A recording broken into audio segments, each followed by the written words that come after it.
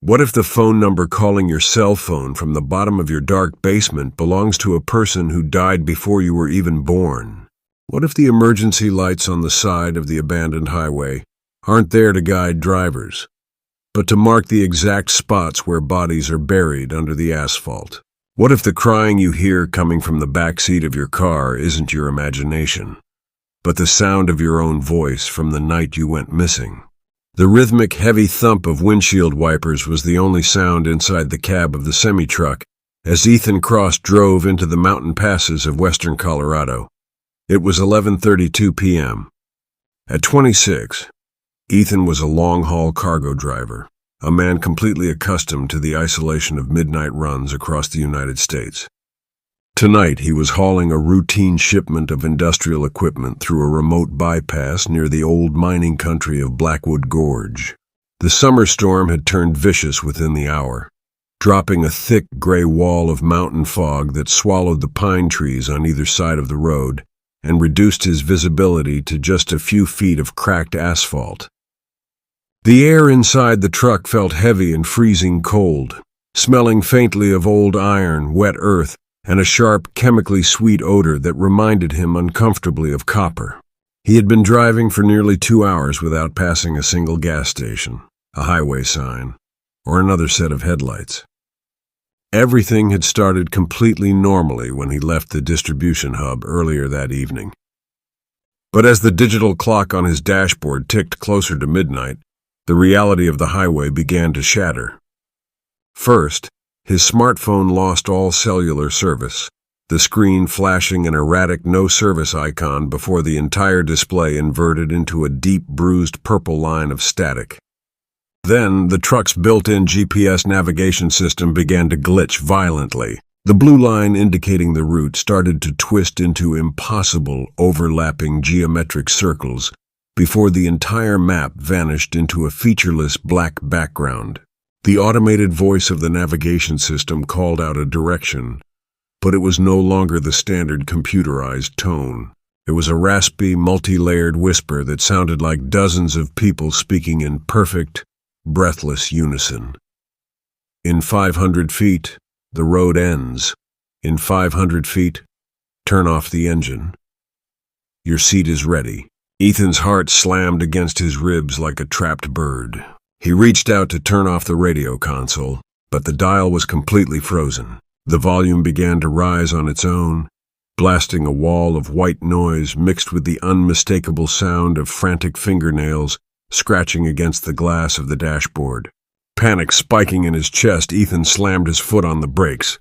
The massive 18-wheeler skidded on the slick asphalt, the trailer jackknifing sharply before the entire rig came to a hard, shuddering stop across the empty lanes. His headlights cut through the swirling fog, illuminating an old, rusted iron archway buried deep in the overgrown brush on the side of the road.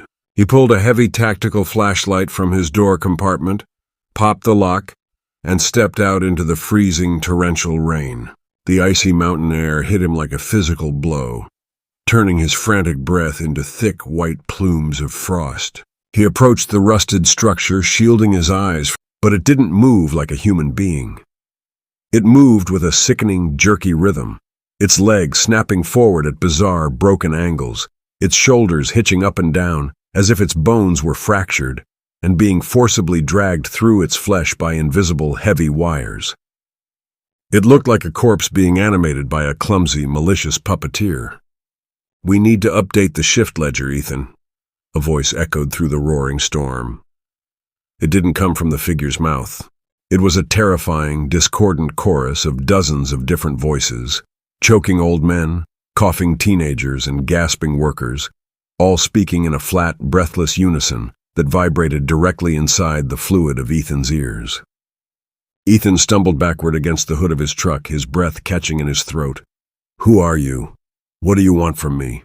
Dozens of thick, dark tendrils were tunneling under the skin, aggressively pushing outward, trying to force the blank canvas of the face into a human shape. The blank skin began to violently ripple and bubble. Within seconds, the shifting flesh settled into a perfect, terrifying copy of Ethan's own face. It was a mirror image, but the eyes were hollowed-out sockets swimming with a wet, pulsing black liquid, and the mouth split open far too wide, revealing rows of jagged, needle-like teeth. The entity smiled and spoke, using Ethan's own precise voice, but infected with an ancient, predatory hunger. "Don't run, Ethan. We already mapped out where you belong. You're just a line on our grid." Absolute psychological horror paralyzed his mind.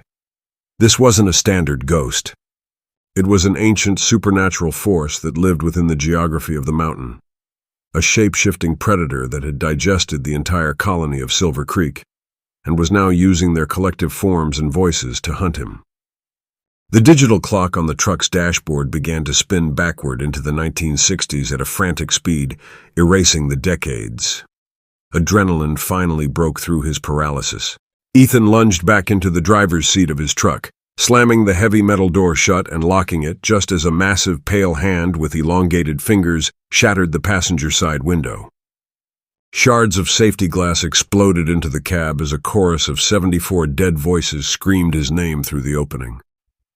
Ethan slammed the truck into reverse, floored the gas pedal, and the massive vehicle roared to life, the tires spinning wildly in the deep mud before catching the asphalt.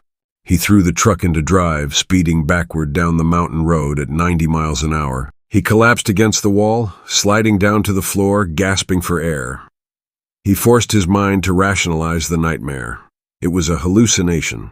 It had to be. He had been working 80 hours a week, breathing in diesel fumes in the dark. The mind plays tricks when you're exhausted. He was back in his living room now. The forest was miles away. He was safe.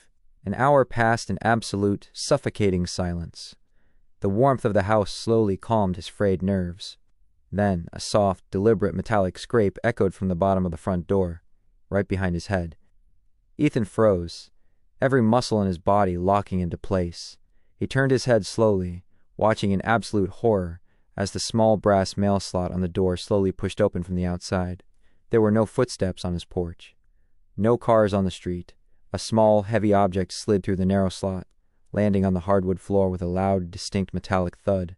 A pristine piece of folded white parchment followed it, sliding smoothly across the carpet.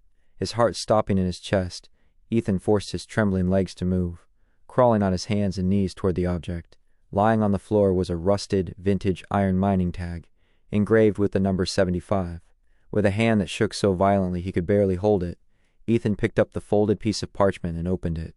Written across the paper in a precise, elegant, and chillingly familiar handwriting. His own handwriting was a single line of text. "The shift ledger is closed. Your house is now a mile beneath the mountains, and the ground is about to open.